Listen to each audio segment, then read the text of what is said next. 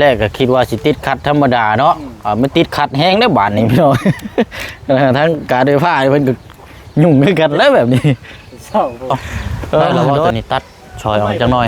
ก็เข้ากับบอลเลยต้องต้นไม้ก็ไม่ตัดอีกตัดเอามาต้องกินเอาเฮ็ดได้เสินี่แบ่งช่วยกันกับบ่ได้บ่นี่บ่ได้แล้วก็ยาแล้วบ่มีก็ยาแล้วขายเฮาเก็บเป็นนั้น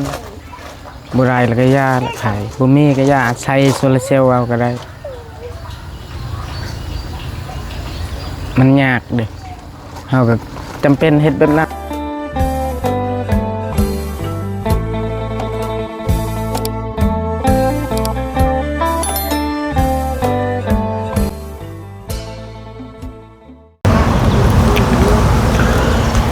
พี่น้องมาต่อกันอีกสำหรับทางไฟของทาง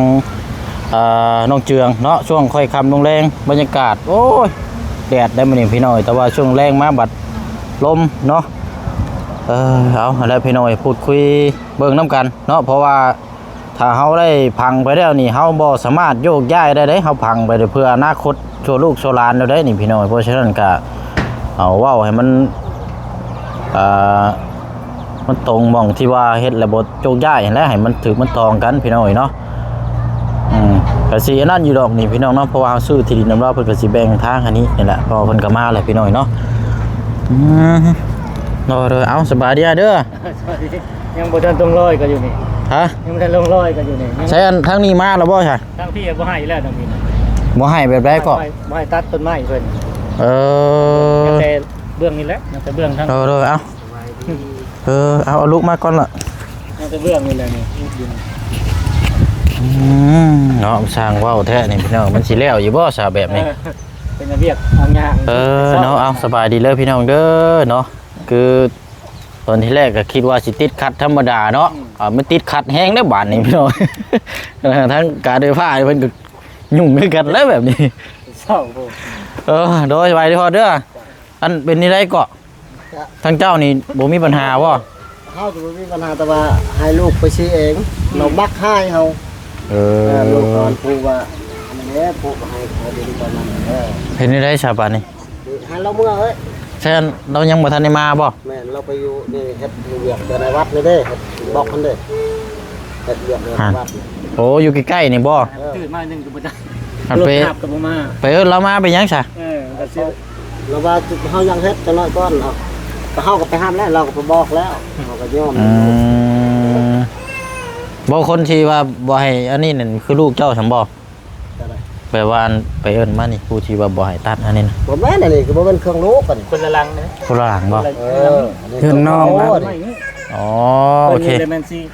โดยคุดคุ้มเอามื้อนี้เฮามาล้มกันเรื่องเอาเสาลงเนาะเจ้าคิดว่าลงมองได้เฉพาะฮะทางนี้เขาลงพุ่นแล้วก็ว่าเสียมันได้ดินเราโอ้ลงพุ่นน่ะบ่ได้หรอกพ่อเสียมันเลยดินเจ้าผู้เฮือนนั่นได้ย้ายไม้นี่เจ้านี่เสียเงินให้เขาอีกเด้มันเหมาะบ่ว่าอยู่นี่นั่นเหมาะแล้วอยู่นี่นะอยู่นี่เจ้าอนาคตเนี่ยเจ้าแบ่งทางให้เขารถนี่รักมันก็อยู่หม่องนี้เขาเจ้าไปพังหั่นนะเฮาสิบ่รถมันสิยากเจ้าอีกเสียดินเสียหน้าดินแล้วมันก็บ่งามอีกเวลาปลูกเฮือนชานและสายไฟมันก็สิอยู่ทั้งหลังคาเฮือนอีกเวลาปลูกมันก็เถื่อเวลานอนใส่ไฟใส่รถห่วยบ่ตีได้เนาะแค่นี้แหละแค่บริเวณนี้แหละ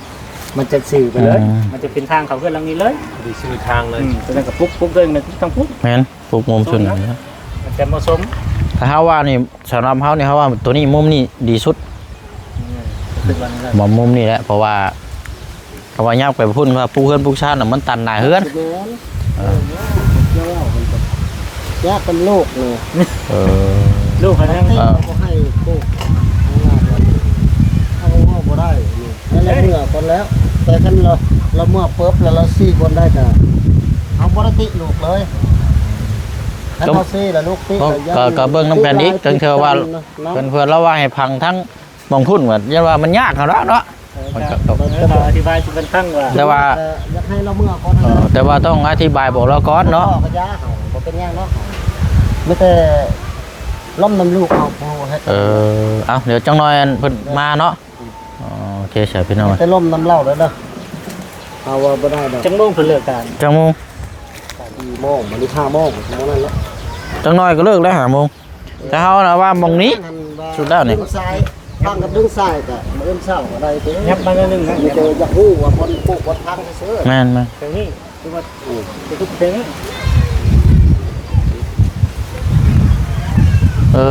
แต่ว่าตัวนี้นี่บ่มีปัญหาแล้วบ่ได้แล้วบ่ตัวนี้ตัดชอยออกจังน้อย เข้ากับบอลเลยต้อง ต้นไม้ก็บ่ให้ตัดอีก ถ้าคือตัดเอามาต้องกิน เอาเฮ็ดได้ซะนี่แบ่งช่วยกันก็บ่ได้บ่นี่ มาโซนเสาต้นนั้นมานี่เลยก็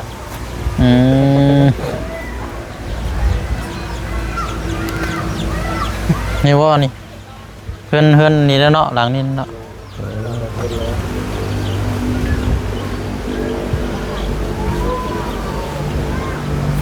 บ่ให้อันนั้นก็แล้วแต่แล้วใส่พี่น้องเนาะคนเฮามันตัวสุดลายก็มีแต่อยากให้พึ่งพาช่วยกันหาน้ำกันแล้วมันจังอยู่น้ำกันได้อันนี้มันก็แต่ว่าเพิ่นบ่ให้เฮ็ดนะก็เฮาก็แล้วแหละแต่ว่าเฮาสิดิกเลี่ยงไปทางพุ่นเนาะ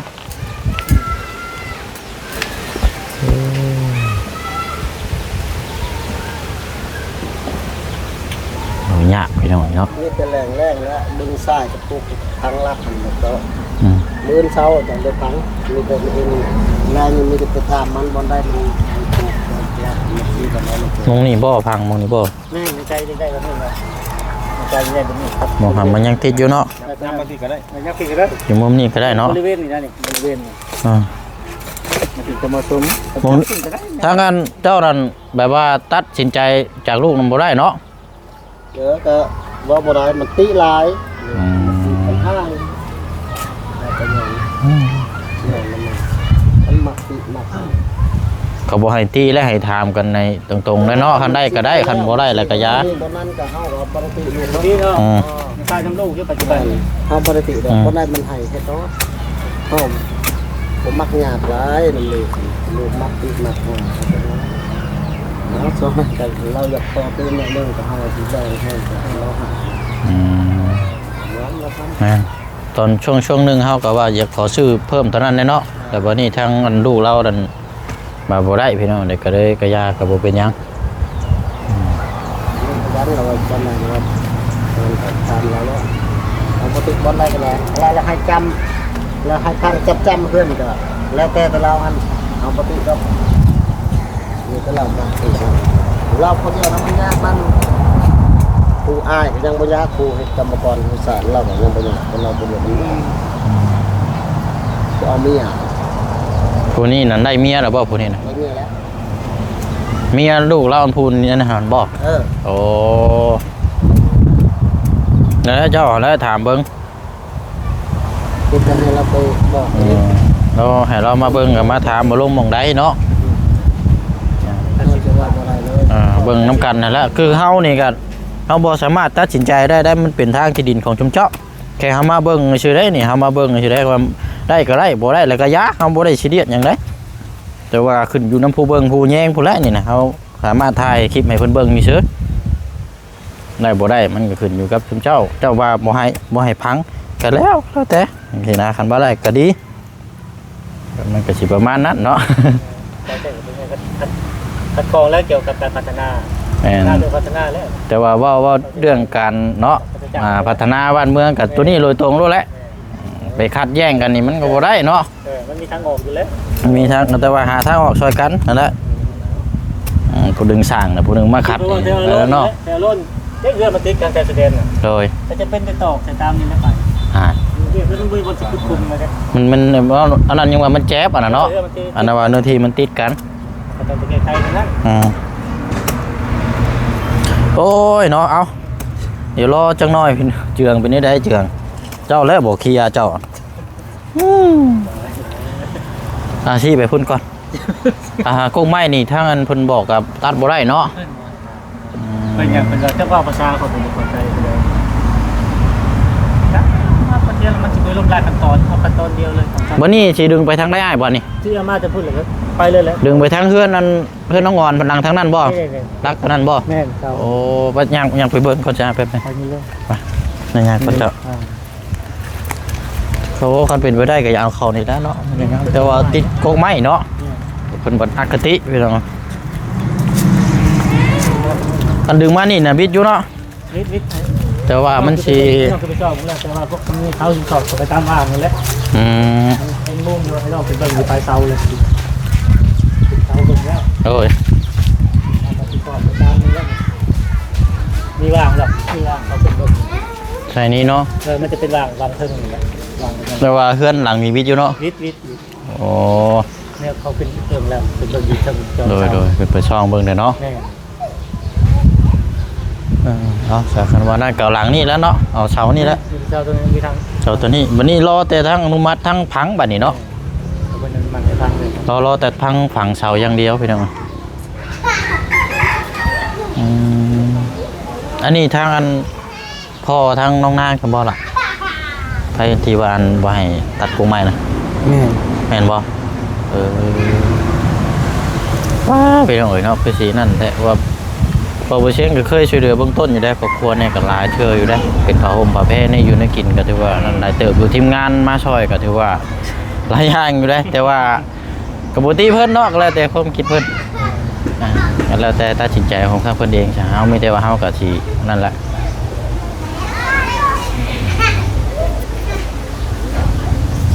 ผ้าห่มผ้าแพรนี่อยู่ในกินนะที่ผ่านมาที่พี่น้องที่ตามแล้วเป็นเคสที่เฮาอยากซัพพอร์ตทั้งลูกเราพี่น้องทั้งน้องนางนะเพราะน้องเพิ่นเป็นคนขยัน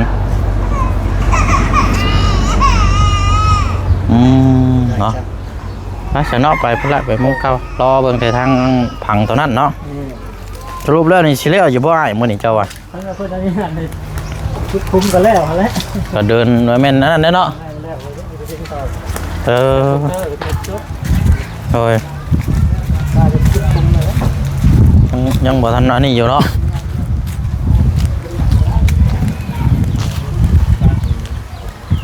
เขาจะได้ขึ้นแล้วได้เขาเนี่ยมันเก่าไหม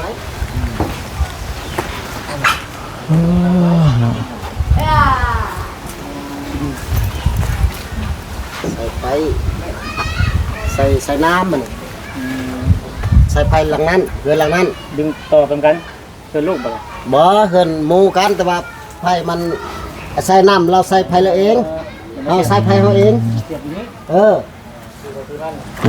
ใส่ใจอยู่พร้อมกันแม่นใบนำกันเด้เวลาเราแล้วก็หักเสียบเราเองเอาใส่หักเสียบเอาเองไปแทงไปสาเนาะมีแต่ว่าหาโมงแล้วว่านี่เนาะเขาเลิกเวียกหาโมงเนาะเลิกหาโมงปลายเลยนี่ก็เป็นพังแล้วก็ให้ทางเพิ่นเวียกเพิ่นกระลายได้พี่น้องเพิ่นไปลายหม่องลายบ่อนแน่เนาะ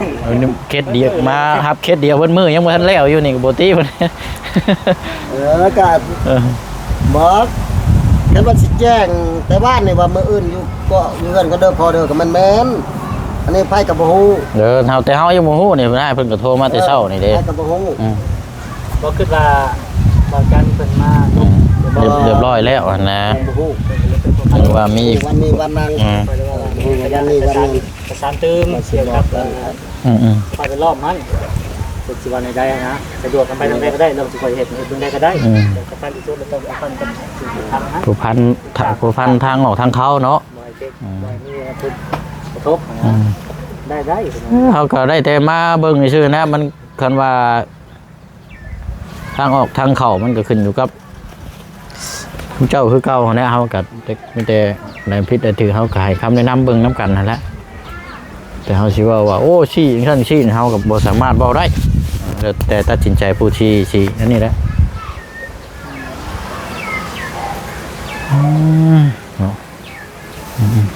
เดี๋ยวพักเบรกก่อนก็ได้ละไปหน่อยเนาะมาต่อทางนี้ก่อนระหว่างรอทางลูกชายของทางพ่อเราที่ขายที่ดินให้พี่น้อยเนาะยังติดขัดยังรอผู้นี้แล้วก็อีกฝ่ายนึงก็บ่ยอมให้ดึงสายไฟให้แล้วก็กงไม้ก็บ่อยากให้ตัดเนาะโอ้ยพี่น้อย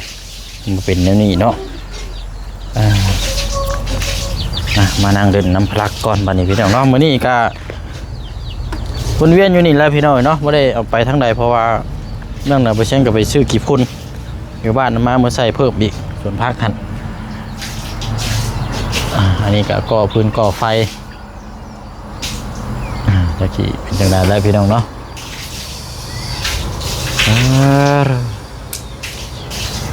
ยังไปดิยังอยู่ในห้องน้ำนะเห็นยังนะพลักบ่เออเอาเอาอันนี้ปูนเนาะ โดย นั่นกระเจ้าชิว่าสิเอาไปใส่ลักหันบ่ โดยเฮาแหละสุ่มผสม ปูนนั้นอยู่ในหันบ่ โดย นี่เราแต่ว่ายังเก็บยังบ่ได้อยู่ตอนนี้เนาะ โดย ปกติก็ยากแบบนี้บ่ เนี่ยยากเลย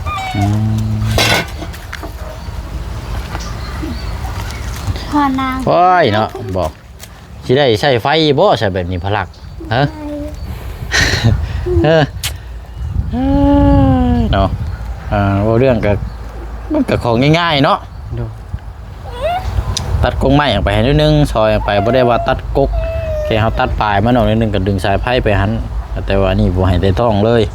มันก็บ่ได้มันเป็นทางผ่านเนาะ แล้วว่าคันอยากตัดก็ตัดหมดเลยแล้วว่า ตัดน่ะตัดบ่กกเลย แม่นเราหายเด้ ฉันเว้าว่าฉันก็ซ้ำเว้าตัวชดเฮาแล้วเนาะ ตัดหมดแหละกกมะขามยังอยู่พุ่นก็ตัดหมดแล้ว เฮาก็บ่ได้ว่ากับบ่ว่าตัดบ่ยังบ่ได้เว้าบัดยังถามเขาก่อน ก็บ่แม่นว่าตัดหรอกแค่ว่าตัดหม่องมันจำเป็นเนาะ เนาะ ตัดหม่องปลายมันนั่นแหละตัดหม่องจำเป็นว่ากันจะตัดก็ตัดหมดมะขามอยู่อันนั้นอยู่อายจอดรถหั่นก็ตัดหมดแล้ว เอาลงเบิดเลยบ่ แม่ เขาไม่ได้รับผิดชอบเลยหรอวะ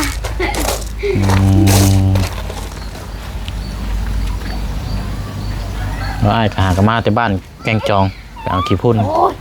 แล้วว่าคันปักสายหลักสายไฟในนั้นมื้อเทื่อแบบอันนั้นอันกกไม้เฮ็ดอันนั้นเราบ่ได้รับผิดชอบเฮาก็ว่า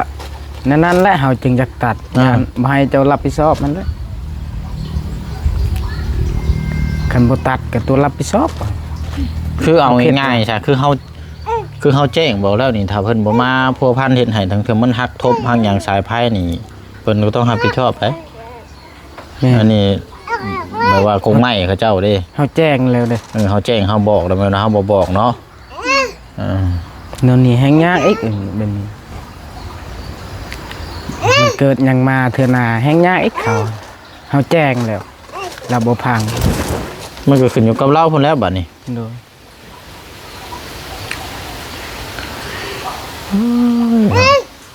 มีแต่ตอนนั้นน่ะตัดเอาไปซะเนาะเราบ่ให้ตัดเนาะ โดย ตอนที่แรกว่าสิดึงโค้งไว้พี่นะพี่น้องมองซ้ายมือที่มันใกล้นี่จังน้อยมันกระลักไฟพุ่นมันอยาก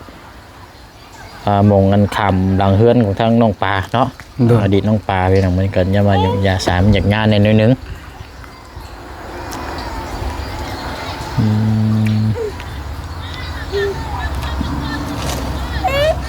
เพราะว่าเรื่องนี้เรื่องใหญ่แล้วบางคนว่านี่ใช่อารมณ์นี่บ่ไหวแล้วนี่ โดย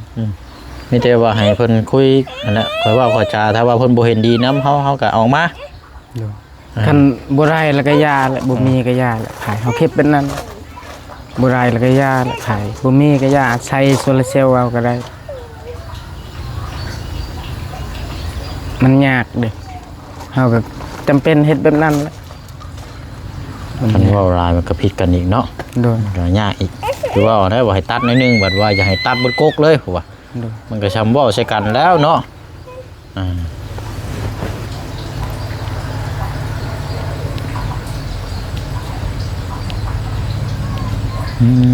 เราถามแล้วว่า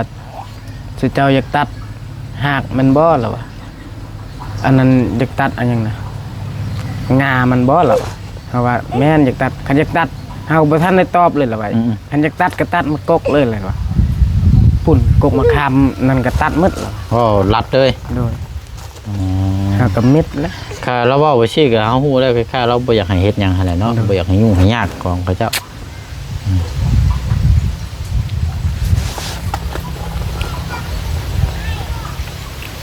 นั่นแหละพี่น้องอันนี้ก็เว้าเรื่องการ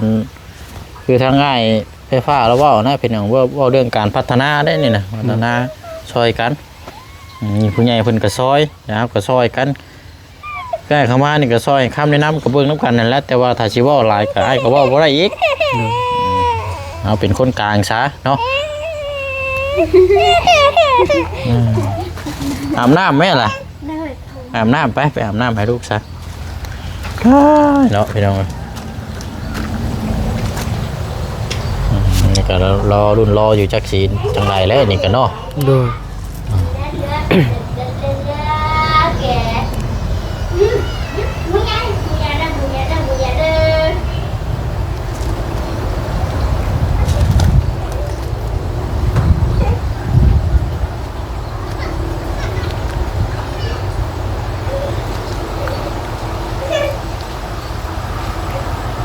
ตอนนั้นคิดที่ได้ว่าเขาสิบ่มีปัญหาแต่ว่ามันก็บ่คือคิดเนาะ โดย อันนี้แหละพี่น้อย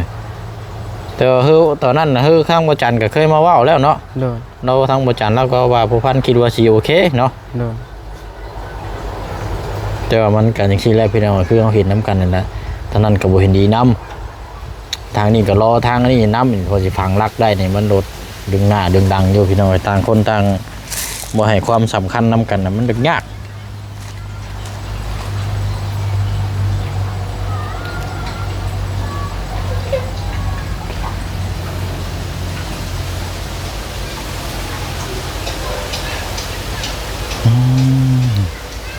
ทั้งเฮือนทั้งหยังน่ะเดินไผเรียบร้อยแล้วพี่น้อย โดย แต่ว่ามื้อแรงนี่ถ้าว่าดึงไปฮอดพุ่มปั๊บนี่แม่นว่าเหลือแต่พังลักกับดึงทรายนี่ก็แม่นว่าจบเลยนะ โดย มอเตอร์ใช้ก็แม่นใช้งานก็พร้อมไฟก็แม่นลงเลยนะมื้อแรงนี่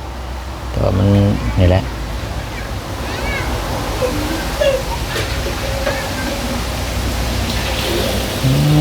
เนาะซาเนาะแป๊บนึงพี่น้อยตามนั่นละว่ากันเดี๋ยวก็ไล่ดอกเดี๋ยวก็มีทางแก้ออกหรอกแต่ว่าอาชีพรอเนี่ยจังน้อยรู้ว่าหันละพริกเจ้าเป็นมากแล้วว่าพริกเจ้า เป็นแล้ว โอ้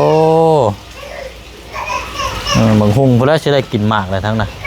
โคตรน้ำดูแลดีๆเนาะอาบน้ำก็ให้บานนี่เย็นบ่สาวพี่น้องเนาะเวลายันเวลายื่นซ่านานพี่น้อยเพราะว่ายังรอจนพุ่งไปเช่นกับจีรอถาเบิ่งน้ำกันนั่นแหละมีแต่ว่าจะได้ขอตัวลาพี่ละน้องไปก่อนเนาะพี่น้องเนาะเพราะว่าตัวนี้ก็ยังเวลาก็ยังอันนั้นอยู่จะบ่ฮู้ว่าเพิ่นสิมาหรือบ่ได้นั่นก็ติดตามเบิ่งน้ำกันเนาะพี่น้องเนาะลาพี่ละน้องไปก่อนบ๊ายบายเด้อพี่น้องเด้อเนาะสบายดีพี่น้อง